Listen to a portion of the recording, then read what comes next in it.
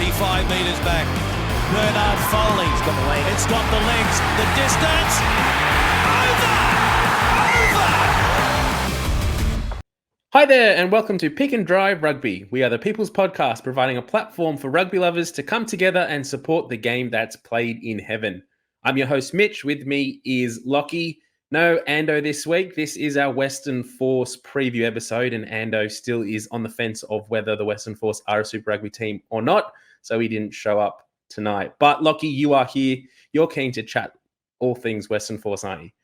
Well, I'm here because I love the Force. Ando proving once again that he hates the Force, hates the West Coast. All Western Force fans, please send him your hate mail directly. But I'm keen to chat through it, Mitch.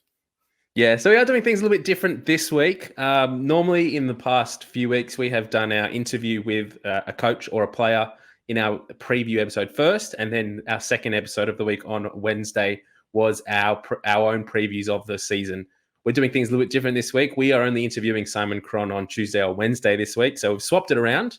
This is the preview episode, and the interview with Simon Cron hopefully will come out later in the week. So keep your eyes peeled on our socials for that. We will also put out, once we know when that interview is going to happen, we will also put out some graphics on all of our different social platforms asking for your questions. So Sea of Blue, do keep an eye out for that. Let us know because we want to ask Simon Cron your questions. That is what's happening. So what's happening tonight? First up, we do have some Western Force trivia. Actually, no, not even. I don't think we'll do that first. What we'll do around the grounds first. So this weekend we have had some trial games, the first round of trial games for Super Rugby Pacific in 2024. We've got the results from the Kiwi games. We've got the results from the Aussie games. Lockie, you were at the Western Force and Reds game in Ballymore, so that's going to be exciting to talk about. So we'll do that first. Then we'll dive into some Western Force themed trivia, and then we'll get into our preview. We will try and keep things short and sharp and as much in that 30-minute time frame as we do allow ourselves, but there is a little bit of extra stuff to talk about this week. So that's about it. Lockie, do you have anything else you wanted to say before we dive into all the rugby action? No, time's precious. Let's go. Let's get into it.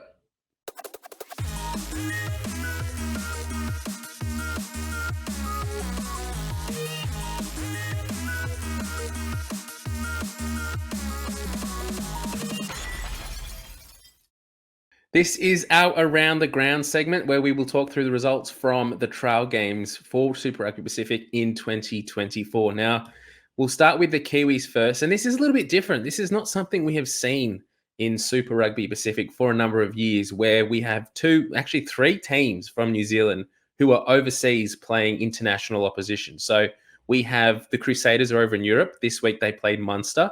They did come away 19-21. Munster came away victories in that game, 21-19 over the Crusaders.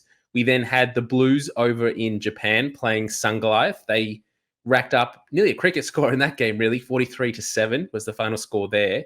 And then this afternoon in Australia time, we had the Chiefs playing the Santana Wild Knights, and it was 38-14 to the Wild Knights in that game. So there were some pretty big results for the Kiwi sides. The final game of the round, which I think even was played on Friday last week, so in some ways it was probably the first game to be played for the Kiwis, was the home derby, which was the Highlanders hosting Moana Pacifica down in Queenstown, I think it was, and that was 36-28 to the Highlanders in that game. If you haven't seen any of the socials or the photos, make sure you do get onto either Moana Pacifica or the Highlanders socials, because that has to be the most beautiful looking rugby field in the world. It's got the backdrop of the Queenstown, the lake, the mountains, just absolutely fantastic. But actually focusing now on the results, Lockie, which one of these jumps out to you as the biggest probably upset of the weekend? Oh, it's just great to see the New Zealand teams touring. I think that's a brilliant addition to the preseason schedule. But the best result for me is Wild Knights getting up over the Chiefs. How good is that to see a League One team and not doing it, by a scrap? 38 points to 14 is a serious scoreline. So props to Wild Knights for getting up and getting it done. Obviously, lots of Kiwis, lots of Aussies in there, Marika running around too. So they didn't hold back. And I guess in the middle of their League One season, they're probably firing on more cylinders than the Chiefs. Yeah, I was coming into this and looking at the results, and that Blues game, I was sort of preparing myself to sort of just highlight that ongoing conversation that's been around rugby for a while now, and saying that we need to have Japan presence back in Super Rugby, and then even if we had a crossover competition post Super Rugby Pacific at the end of the season for the winners, how would that look? And I was going to use that as my sort of highlight to say, well, let's maybe just see what results. These are the results we might expect if we have the winner of Super Rugby Pacific against the winner of League One. We're getting cricket scores like that. But then the Wild Knights absolutely dust up the Chiefs. And so I've got the Chiefs as one of my hot favorites for Super Rugby Pacific in 2024. And they've gone down quite convincingly in the opening game of the year. So that shuts me up and throws that whole sort of conversation out the window. Well, we're going to get stuck here for too long if we talk about a Pacific Champions Cup, which is my rugby wet dream, frankly, to merge all that together. But yeah, so great to see Saitama running around. Also, just with Moana as well, before we move to the Aussies, how good to see Sekope Kepu back out there playing for Moana. There was a great photo that we shared through Scrum Bags of him and Christian Lealiifano. I just thought, what a treat to have those two Wallabies still playing Super Rugby. And so good to see him back playing rugby again. Like last year off through injury, whether we were going to see him back on a rugby field at all there were questions around that. And he got through the trial game without injury and he's back playing and he looks fit as. So I'm expecting a big season from Sekope Kepu in 2024. Let's keep the conversation moving and move into the area that people want to hear about, and that is the Aussie results. So we had 3 games over the weekend. The first game we've got on our screen, if you are following at home, is the Waratahs and the Melbourne Rebels. Now, this is a bit of an upset for a lot of people that didn't get a chance to follow this game. Unfortunately, out of the 3 games, or even all of the games that were played over the weekend, this is one of the only ones that wasn't streamed in some capacity. So there was no way to follow it as a fan at home. But the final result was 38-12 to the Melbourne Rebels. Now, there is a little bit of conjecture over the final score. The Waratahs were saying it was 38-19. The Rebels were saying it was 38-12. And I think even at the park, it was 39-12. So what the final score is, I'm not 100% sure, but the Melbourne Rebels convincingly got the win. That's just trial match footy in a nutshell, isn't it? The bloke running the scoreboard's not concentrating. Someone at Moorabbin Rams is running the bar instead of the numbers. It's good to see.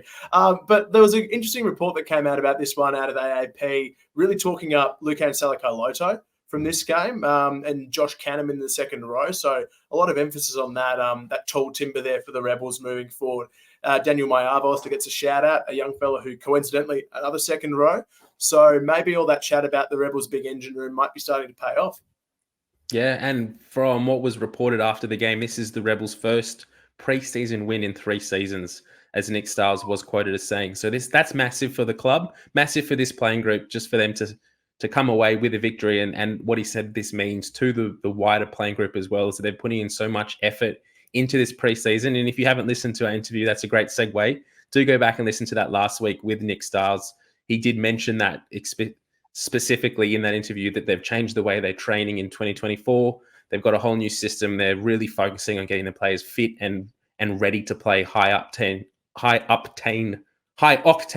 That's the word. Rugby. Was that up tempo and octane together? Oh, I don't know what I was trying to say, but it just didn't come out. Whatever it was. But that's a great result for the Rebels. Now we'll keep moving. I do have a question to ask you, Lockie, that we'll come back to in our results when we wrap up all of this. But the next game was actually, we'll save the Reds for last because you were there at that game. You'll have a little bit more to talk about it. So the final round game was the Brumbies playing the Fijian Drua. Now that was played down at Viking Park in Canberra. Final score was 43-40 to the Brumbies. This game was streamed, I believe, on Bar Sports TV. So there was some fans who were able to tune in and watch this game. Unfortunately, both myself and Lockie weren't able to tune in and watch that. So we haven't got a great idea of how that game did play out and how it sort of looked. But I was following the score a little bit on Twitter, and from what I saw, the Drua were ahead for a lot of the game. And the Brumbies did come back late to seal the victory. So 43-40 in a trial game is a great result regardless. That's a lot of tries scored. Both teams having the right attitude of wanting to score tries and run the ball where they can. What else can we say about this one, Lockie?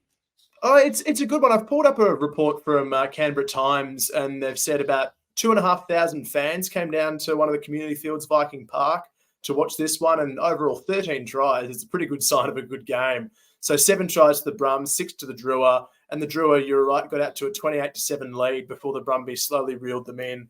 So chatting after the game, Stephen Larkham says that the team wants to continue to play an entertaining style of rugby to attract bigger crowds to Canberra, maybe a bit of a divergence from the sort of Brumbies of yore, which is very much grind your way up, kick for touch and maul it over. So maybe we'll see a bit more running Brumbies rugby. Fans from 2000 to 2004, keep your fingers crossed. Maybe a bit of the good stuff coming your way again. But pretty exciting to see nice, fast-paced footy, at least early in the season. Yeah, really looking forward to seeing how both of those teams fare in Super Rugby in 2024. Now, the final game that we will focus on in this section is the Reds hosting the Western Force. Now, this was a win to the Western Force, which is timely for our Western Force preview this week. 21-19 was the final score in this game, and the Western Force led for a long period of time in this game. The Reds did come back late, and it was only, I believe, a penalty by Ian Pryor that ended up getting them ahead at the death to win the game. But Lockie, you were at the game. What were your sort of takeaways from this? Yeah, look, it was an interesting game split over 3 30-minute periods. So there was actually a lot of rugby played, more than you'll find in your regular games, and so much turnover with teams rolling subs. I mean, it was a bit of a free-for-all, so it did get a little messy. But what I noticed were the main style differences coming out. So they both scored 3 tries, but the Reds under Les Kiss really wanting to move the ball wide early. So they're really expansive with their play. They looked to offload a lot. They played out the back of pods. A lot of errors that came with that as well. So plenty of drop ball that probably stopped a few of their scoring opportunities. The Force looked really good in tight, and they didn't offer as much out wide, but they had really good counter-attack. So they kicked well through Ben Donaldson, finds Liliawasa, and then they countered really well. So it was strange to see those style changes. I think the Reds could be a very entertaining team this year, but to see the Force grind out a win was massive. And post-game, chatting with Coach Simon Cron, who'll be interviewed later in the week with the boys, he said that he was just thrilled to get that because, Mitch, it's been so long since they've won on the road. Yeah, and we will touch back on that later in this preview when we look at their 2023 season. One of the things the takeaways that I've had from this first weekend of trials for Super Rugby Pacific, mainly focusing on the Waratahs and the Reds game, that for mine really, and you let me know if I'm wrong here, Lockie, but it kind of felt like there was 2 different styles of teams or 2 approaches of how teams wanted to take these trials, and probably the teams that won the game came away that had the different approach to it. So I kind of thought that both the Rebels and the Western Force have come in with a pretty strong pre-season under their belts and use this trial to really play the style of game plan that they want to play in 2024, and were focused on getting the win. Whereas the Waratahs and the Reds were maybe using this as a traditional trial game. Huge squad numbers, 33 players, I think, across both squads, testing combinations. The Reds particularly testing completely new setups in terms of attacking and defensive styles. As you said, trying to throw the ball wide and just passes not going to hand or losing it in the contact. And for them, it wasn't so much about winning the game so much as it was about, let's see what, combinations we can put on the field. Those things that we've been training, but haven't really been tested at our own home bases. Let's see how that goes up against a team that isn't expecting it. And so we've had these 2 games that come out, and I mean, all credit to the to the Rebels and the Western Force. Like, they're 2 great victories for them, and they're 2 clubs that definitely do need wins. And it's great to see that they did get the wins. But I just wonder if we had 4 teams that really were going in there to get the chocolates as much as above anything, like do or die, basically, come the season, if we might have seen different results. Oh, for sure. And for these teams as well, I mean, they mentioned it was Michael Wells after the game, who was running as Force skipper, talking about how winning needs to be a habit for them too. And you set those expectations early in the season. I think for the Force and the Rebels, it's critical that they do that as well. They missed out on finals last year. They haven't played full finals in Super Rugby.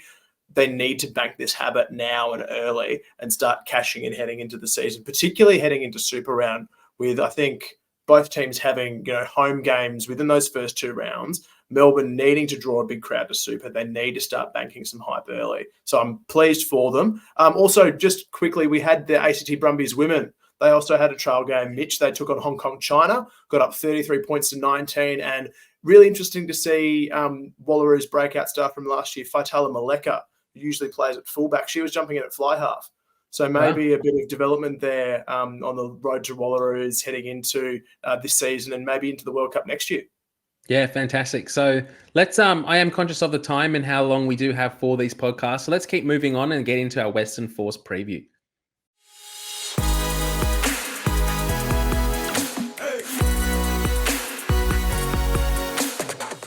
Okay, let's get into the Western Force preview. Now we're going to start things off like we did last week for the Melbourne Rebels with some trivia.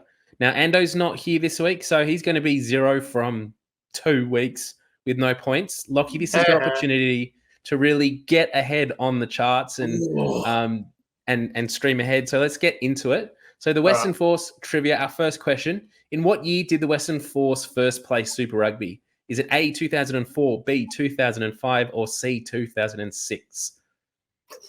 I'm going to lock in C, 2006.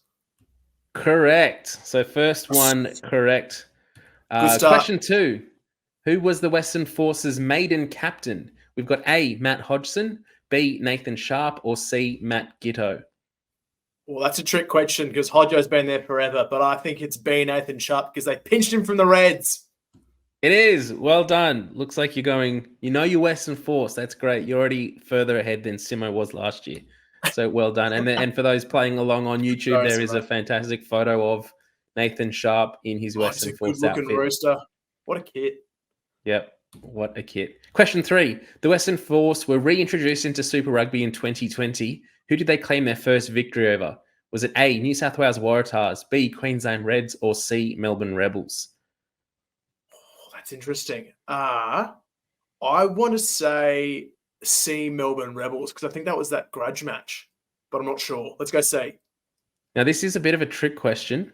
The answer is A, New South Wales Waratahs. Now, the trick comes in, they were winless in 2020 in their first season back in Super Rugby, but in 2021, that was the Waratahs winless season, and they did get a victory over them at that's not fair. in Parramatta. So a little bit of a trick question there, but well done. You fell for it. So this is a bonus question. Let's see if you can get this for an extra point.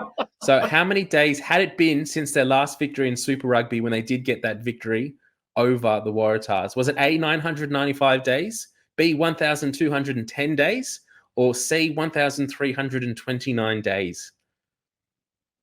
I've no idea. Let's go B, middle path. Oh, no. Double fail for that one. It was 1,329 days since their last victory in Super Rugby. We'll keep moving. Question 4. Who is the most capped player for the Western Force? Hint, they have 141 caps. Is it A, Matt Giteau? Is it B, Matt Hodgson? Or is it C? Oh, I've spelt Nathan Sharp wrong there. Nath Sharp. We're going Nath to his mates, which we clearly are. No, that one's a given. That one is the legend Matt Hodgson. Ding, ding, ding, ding. Well done. So you're doing really well, actually. You sure you're not a Western Force fan? I've always been a closet Western Force fan because they pinch all the Reds players. Yeah, beautiful, beautiful. Question 5. What is the name of the stadium that the Western Force call home in 2024? Is it A, Subiaco Oval? Is it B, the Force Field? Or is it C, HBF Park? It is one. Oh, I love the Force Field. It is good fun, but I'm pretty sure it's going to be HBF Park again. Correct. Well done. So other than question 3 that really did throw you for 6, you've got 4 from 5. So well done. I'll take 4 from 5 any day for the Force. Well done. Well done. Maybe I should have made those a little bit harder, but no, you did well. So well done for that. Let's keep moving. If you did play along at home and you are Western Force fans, you let us know how you did. If you did get those bonus questions, question 3, if you got that right, let us know. And well done to you, Lockie, and well done to those playing along at home. So let's crack into our preview for the Western Force in 2024. Now, to do that, we will start off by looking at their season in 2023. Now, not a great season overall for the Western Force. Some highlights, obviously, but they did finish 10th. They didn't make the playoffs. They had 5 wins and 9 losses. Their key games we've gone with are all of their home games bar the Chiefs in their final round of Super Rugby in 2023 because they won every single game at home, regardless of who they played, other than the Chiefs, which they did end up losing.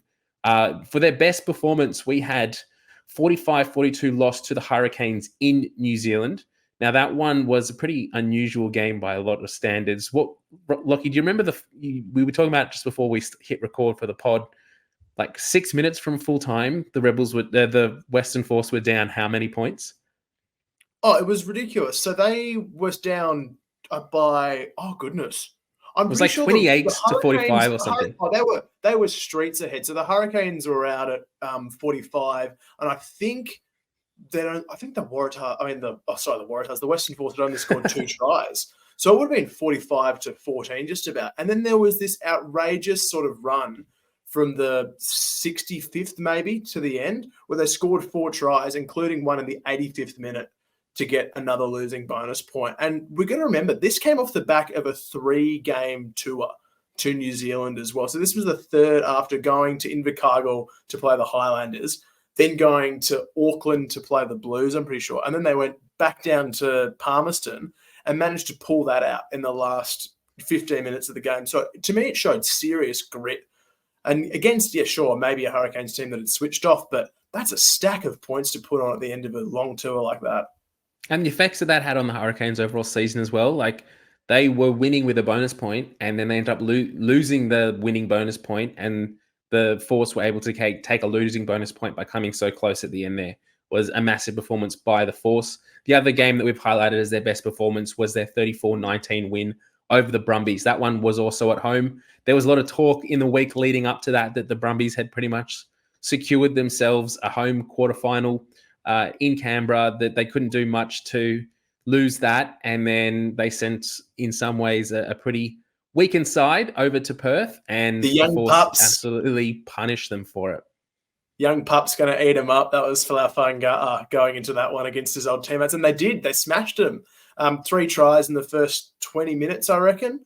I know Hamish Stewart scored a really good one, and then they rolled out, 34-19 winners, and they really tanked the Brumbies finals chances with that one. It was a huge blow. Sure, they rested players, but they had to win at home to do it, and they did it in style. Yeah, so looking overall at the 2023 season for the Western Force, our takeaways were they only lost once at home all year, which was an incredible performance. And even when you look at they went to New Zealand and played the Highlanders, like you said, in Invercargill, and they got smashed. And then maybe 3 weeks later, they played the Highlanders in Perth and they smashed them. So it was almost like they were unbeatable. They couldn't lose at home. But then when they went away from home, they struggled and they didn't get many wins on the road last year, if any. So that's the story of their season, Mitch. And some of those scores were real blowouts too. Like late in the piece, when the Force was still in the finals frame, going to Melbourne and getting pumped 52-14 really threw them out of contention. Same deal over in Christchurch, which is no one's favourite place to play, but 48 points to 13 against the Satyrs. It happened again, most notably in Super Round. Queensland Reds come out. Oh, no, sorry, it was. Queensland Reds come out during Super Round, and what did they put on them, 70? Yeah, it was, I think, 70 to... 71 to 20. Yeah. 71 to 20, wow. Just an absolute decimation there. So, and they won the game before in week 1, 34-27 over the Rebels, which everyone was expecting the Rebels for that grudge match to get up as well. So they came in there with a bit of a pep in their step and got absolutely decimated by the Reds. So not a great win there. Let's keep moving though, and let's start looking at their squad for 2024. So I'll run through their forwards, and Lockie, you take the backs. So I'll read through all of their players, and we might talk about 1 or 2 of their key signings. So in the propping department, we've got Siasi Amone, Charlie Hancock, Harry Hooper, Santiago Medrano, Artu Moli, and Angus Wagner. At hookers, which is an area that we will talk about in a little bit more detail, they're very light on with only 2 players named, Tom Horton and Fleety Kaitu'u. At locks, they've got Lepeti Faifu, Felix Kalapu, Isaac Rodder, and Jeremy Williams. And in their back row, we've got Tim Anstey, Ollie Callan, Will Harris, Jackson Pugh, Palin Savali, Carlo Tizzano, and Michael Wells. Now, there are some big names in that forward pack for the Western Force. Which ones jump out to you as going to be really influential in their success in 2024? First one that jumps out at me is Isaac Rodder, but I'm so worried about his ability to get back on the park. We've heard sort of around the traps that the foot injury is recurring and has flared up again. And we didn't see, much, if any, of Isaac Rodder last year. For someone who's such a big signing, he's a Wallaby, World Cup Wallaby for 2019 as well, and was touted as the future of locks in Australia a few years back. We haven't seen enough of him, and they need him. Yeah, it's going to be really important that they get big minutes from him in 2024, and even the experience that he brings and the leadership that he brings to this team. They've got some really exciting names, but they haven't got a whole lot of experienced stalwarts in Super Rugby. So that's going to be an area that they will struggle in. I'm really looking forward to seeing how some of their back row stocks go. We saw Carlo Tizzano when he signed with the Force towards the end of last season, just absolutely came in and had a field day with any opposition he was up against, just getting turnovers left, right, and center and smacking blokes all over the park. Michael Wells is that influential leader that we know. Regardless of how many minutes he plays, he lifts the teams and the players around him. He may not be that player that's going to turn a game in his favor, but he just has that leadership quality that everyone else around him plays so much better when he is there. And just for his sake, purely, I hope the Western Force can get a few more wins, because the last 2 or 3 seasons of him being captain and having to do those post-match press conferences and interviews when his team's just been smacked by 30 points, you could really see that he wore his heart on his sleeve in those ones. 100%. Let's jump over the backs now, Mitch. We'll start off with our scrum halves. A lot of experience there with Isaac Fines, Ledley Awasa, Ian Pryor, and Nick White all in the halves. Fly half as well. Got some depth there with Max Bury, Ben Donaldson, and Rijan Pazatoa. In the centres, we have Ollie Cummins, Nikolai Faliaki, Bailey Kunzel, Henry O'Donnell, Campbell Parada, Sam Spink, and Hamish Stewart. Outside backs, we have listed George Pullman, Harry Potter, and Chase Tia. Plenty to chew through there. Plenty of centres, Mitch, but give us a name that sticks out from that list. Look, there's actually a name that isn't officially featured here because he's not officially on a contract yet, but did play some minutes for the Western Force over the weekend, and that's Tunkeli Naiyaravoro. And we know what a type of player he is, what he can bring. I think he's currently sitting on something like 132 kilos. He's just an absolute monster. And so he had some involvements on the weekend. He looked good. Whether he can get that weight down a little bit and get himself a full-time contract is still to be seen. But the fact that he's getting minutes in a trial match is a good sign for him. If he can sign for the Western Force and get that full-time contract, he's just going to add so much talent to that outside backs that we've already seen with the likes of Harry Potter focusing on the performance this weekend against the Reds. Harry Potter just made so many things magically appear, has to be said, almost making things out of nothing. But his performance in this series for the Western Force he's a player to watch. He's really exciting. It's going to be really awesome to see how he can combine with the centers and the fly halves to really unleash this backline for the Western Force in 2024. You couldn't help yourself, could you? There had to be a little magic touch in there. So I wrote the same thing. I wrote a similar line, but I wanted to highlight the second try that Harry Potter scored at Ballymore. It was really, really good work rate. He was involved in the play early, had a touch, got tackled, then got back up off the deck and was supporting inside line for Tom Horton's offload, and then beat Jordan Batai in the tackle to score. So there's plenty to like about him. He was real standout of the Cheetahs spring series as well, that 4 games back and forth from South Africa, and he will be one to watch. But just in the centres there, I'm really excited to see how Henry O'Donnell goes. Huge raps of him coming out of Junior Wallabies, coming across from the North's program, I believe, in Shoot Shield, and adding to that, Simon Cron North's list there, Max Bury and co, who are all sort of dragged along. But it's looking exciting to see what they've got in their stocks. Pazatoa also got some minutes in the trial game, looks really good, looks solid, and was really willing to take on contact. And we haven't even seen Nick White and Forsky yet, so lots to like about the backs. Yeah, really a lot to like there for the Western Force. Let's go through their signings and departures. So I'll run through their signings. Lucky, you go through their departures and we'll focus on 1 or 2 names that really stand out. So for the signings, we've got Harry Houpert, Atu Moli, Lapeti Faifu, Will Harris, Palon Savell, Nick White, Ben Donaldson, Nikolai Folakai, Henry O'Donnell, Campbell Parata, Sam Spink, and the Magic Man himself, Harry Potter. Over in departures, we have Bo Abra, Tom Robertson, who's on a sabbatical, studying over in the UK. And that's why there is Romano, that little asterisk next to it. Technically, he isn't playing for the Force in 2024, but he still signed a contract and he will be back for them. He'll be back. Along with Tom Robertson being away, Andrew Romano, Falau Fainga'a, Jack Winchester, Ryan McCauley, Will Sankey, Kane Koteka, Ned Slack-Smith, Henry Robertson, Bryce Hegarty, Grayson Makara, Daniel Allard, Jake Strawn, Manasa Mataele, Tony Pulu, Reece Tapine, and Rupeni Mataele. So plenty of names on that side. One that stood out to me straight away, Mitch, Manasa Mataele, over at the Crusaders now, but he was such a strike weapon for them on the wing. He really was. And I don't know if he ever got to the match fitness or the amount of game time and impact that we have come to expect from him or that we saw in the Crusaders in the past. He definitely had some really highlight touches and highlight reels for the Western Force. And he is the kind of player that you probably would have liked to have seen stick around for the Force just for that experience and that kind of next level that when you go to your sort of reserves and go to your bench that he can come on and lift the tempo and lift the experience of the players around him.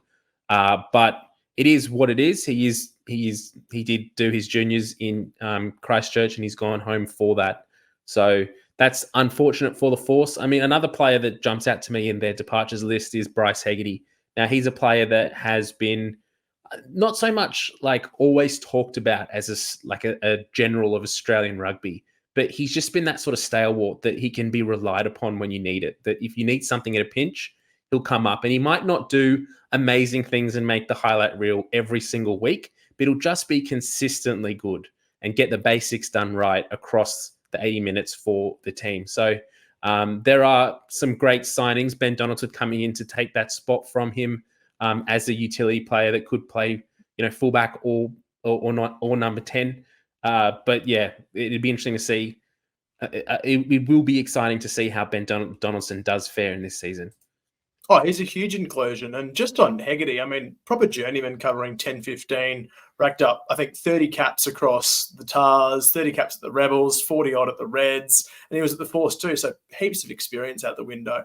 They do have an interesting signing there in Campbell Parata as well, come across from the Tasman program in New Zealand as a playmaker too with Donaldson, so plenty to like about it. But I think Will Harris is going to be a huge inclusion in the back row too, another big body with some go forward. We do actually have another signing that I haven't included here that I've just thought of, and that's the former All Black second row. Oh, Maori All Black second row, Tom Franklin. That's right. Yeah, we haven't included him in this signings either. So he's another player that's going to add some good experience and depth to those second row positions. I'm being straight across. I think that's just about it for our signings and departures. What's next up? Let's get into our most valuable players. So we've highlighted 4 players that are going to be the most influential, we think, for the Western Force in 2024. We've gone with Isaac Rodder, Ben Donaldson, Nick White, and Tom Horton. Now, some of these players are selected for various reasons. A player like Isaac Rodder or Nick White, we're going with them purely for the experience that they bring, the fact that they have that many caps, whatever that number is for the Wallabies, that they can come into they could probably fit into any Australian Super Rugby outfit and just increase the players around them. And having their injection is just going to make this team that much better. Nick White is probably a little bit more influential than Isaac Rodder purely from what he can do from a skill set base and the fact that he can increase the tempo of the game and the influence that he can have on the game itself. But as you highlighted earlier, Isaac Rodder has not played minutes for the Western Force in nearly 2 seasons now. And having him on the books and paying for him and going through rehab, that's a player that they're really going to be keen to see if he can get minutes for them in 2024. Oh, 100%. And I'd wager that's why Tom Franklin was a good draw card for them late in this piece, getting across another experienced lock. I'd imagine Jeremy Williams also has a big role to play. He was a bit of a standout last year in the row, and I dare say that he'll be up there calling some lineouts, really pushing to become that premier lock. If Isaac Rodder's not up in action this year, there is an opportunity for someone to really cement themselves as the big dog at the Force. And Williams on current trajectory could be that player. But we mentioned before with the hooking stocks, Mitch, Tom Horton and Feleti Kaitu'u have massive roles to play, given that they're the only two included in the formal squad. And while Kaitu'u has Wallaby experience, Tommy Horton really gunning to become that premier number 2 over in the West. And with Felicia Kaitu'u and his injuries last season, he didn't get a lot of minutes for the Western Force. So, in an average 23 for a Super Rugby side, you're going to have one starting hooker and one reserve hooker. You have to have that. So if they get an injury, all of a sudden they're now looking at bringing in someone outside of the squad to cover that depth, or shifting a prop into hooker to be able to contest at the break at the scrum. So I'm sure there's more to this story. There's more plans going on behind the scenes that we're just not aware of. But only having 2 hookers listed in a 35 or 33 man squad is very unusual. Yeah, it'll be a question for Croner. I'm sure there's one flying under the radar that we haven't quite spotted yet. But Kaitu'u as well. Simon mentioned post-game at the Ballymore trial on Saturday that Folletti had found it really important to get across and play his NPC season at Tasman just to get those minutes under the belt. So he is up to speed. He got some good time out there at Ballymore. I reckon that's top of the pops when we're chatting with Cronny later in the week. And we've got Ben Donaldson listed there as well. Now, we know that he is the incumbent Wallabies fly half at the current time. No matter if you agree with that or not, he was the fly half for the Wallabies at the World Cup when Carter Gordon went off injured. So we can expect him to play big minutes in 2024 for the Western Force, and his versatility will be integral to their success, whether he does play 15 or 10. We've got him there as their most valuable player. Now, this is a little bit of a dig, but with Isaac Rodder, Nick White, and Ben Donaldson all listed here, another thing is the fans are hoping that we can get some more representation in the Wallaby squad under Joe Schmidt from the Western Force. It's been very light on in recent years. So including these guys, I think there's a good shout that at least 2 of them hopefully should make a Wallaby squad. I'd say so. And with Benny Donaldson, it was good to see him in the trial, sort of swapping between 10 and 15, floating between them. He worked with Max Bury quite well. And his first few touches, first to put Hamish Stewart away for the line break and then set up Harry Potter's first try. Dono looks in good nick. Let's keep going and we'll move into our season predictions for the Western Force. Now, I've predicted them to finish 9th overall in 2024. That does see them outside the top 8 and not making finals. Lockie, do you think that's a fair representation or a fair finishing for the Force, or do you see them finishing maybe a little bit higher up? I'd love to see them finishing higher. Maybe that's more with my heart than my head, but I'm convinced that after years of just falling outside it, that they can push into the top 8 for the first time. God knows they deserve it. I reckon this is the year with the recruitment that they've done. If they can all keep on the paddock, they're going to make that top 8. All right. So looking at their strengths for 2024, we've gone with their playmakers. Now, talk a little bit more about this, Lockie. What do you think? What is it about their playmakers and their scrum halves that's really going to make them successful in 2024? I think just the versatility, Mitch, with regards to having 9, 10 and 12 really well covered with ball handlers, plus out the back at 15. Obviously, finds Liliawasa and White, incumbent World Cup scrum halves, which is great to see. Ian Pryor's won Super Rugby comps. He's been around forever. And then looking at the 10-15 axis, Pasatoa, Donaldson, Bury, Hamish Stewart are all ball players who are now experienced and settled at a Super Rugby level. So there's going to be plenty of competition, and driving that competition across those 3 roles, I think, has been key to fostering this, I think, competitiveness, or at least the optimism that I feel about the Force being able to do well. Where I am worried, and I'm sure you can agree, Mitch, is back in our front row. Yeah, the front row depth, we spoke about it before with hookers, but even just with their props as well, there's not a whole lot of depth there. And if they take 1 or 2 injuries, then the talent and the experience level does drop off quite drastically. So if they take 1 injury to a prop, a hooker or a prop early in the season, it has the potential to depower their whole front row, their whole forward pack. And without a forward pack that's going to compete, then they're not going to be able to really get good ball for their backline that we've just spoken about. You mentioned it in the trial game this weekend that even with their forward pack fit and playing big minutes, they weren't dominant over the Reds. Like, they got penalties and they won their own ball, but they weren't dominant. They weren't pushing the Reds around and they weren't winning ball against the feed. No, I think the scrum battle was very clearly won by Queensland, especially in the second of the 3 periods. I think the Reds churned out 2 or 3 scrum penalties and marched them back well. So sure, it's a trial match, take it with a pinch of salt, but scrum power is something that does concern me for the Force.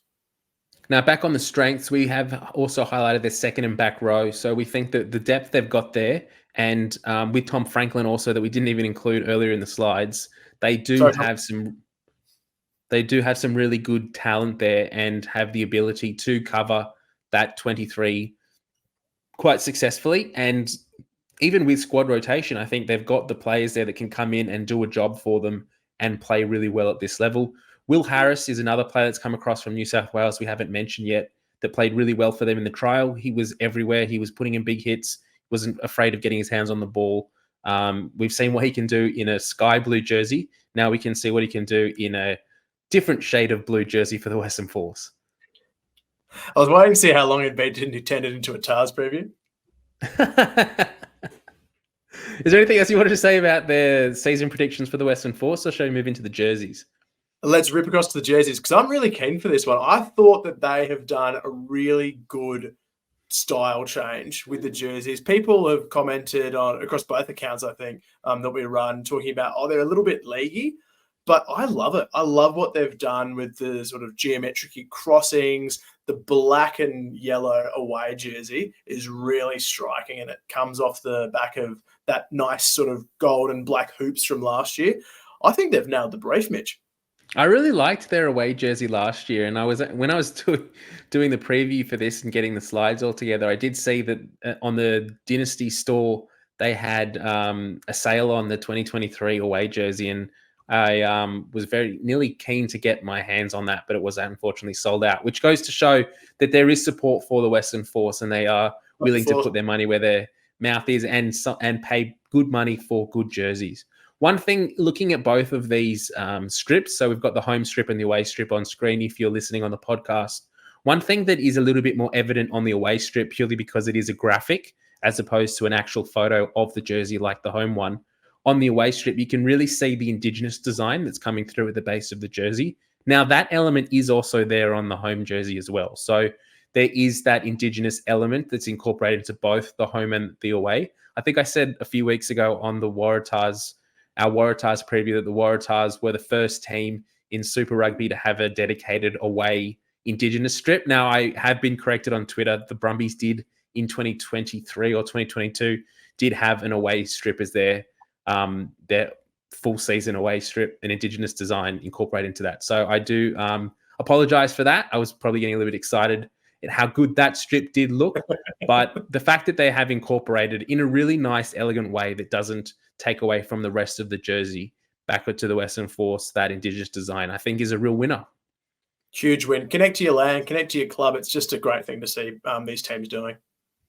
It is a little bit of a shame that Ultrad seems to take up so much of the jersey, and the way that the logo is so prominent on the front, it almost seems like the jersey has been designed to reflect the kind of, I don't even know what they are, wings of that logo, that the sort of chevrons above the jersey sort of stop when it gets to the Ultrad logo. That's a little bit of a shame. It would have been good to see it not look so prominently, I don't know, incorporating the jersey sponsor there, but I guess that's a big thing and they pay big money for it. So that is what it is.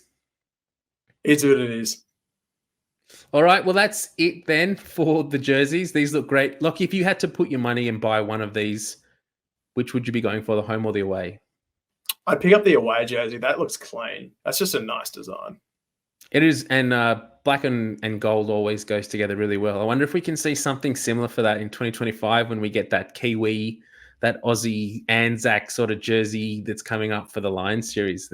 Maybe they can take some inspiration from the Force there. Oh, yeah. Yeah, calling it out early. Anyway, that's that brings us to the end of our preview for the Western Force. As we did say in the intro, if you're still listening on, thank you for getting to this part of the podcast. We do have our interview coming out later this week with Simon Cron. It's not too late to send your questions and thoughts in. Please do send them in. Have a look on our socials. At this point, we don't know when that interview is happening, whether it's Tuesday or Wednesday, but it will hopefully happen sometime this week. Do send those questions in because we love to ask your questions to the Super Rugby coaches. Lockie, thanks for joining me this week. And hopefully you're enjoying whatever you're doing, something not rugby related, so we're not even going to bother focusing on it. But we will be back later in the week, and we'll be back next week to preview another Super Rugby team. Thanks for getting to this part of the podcast. We'll see you next week. Bye.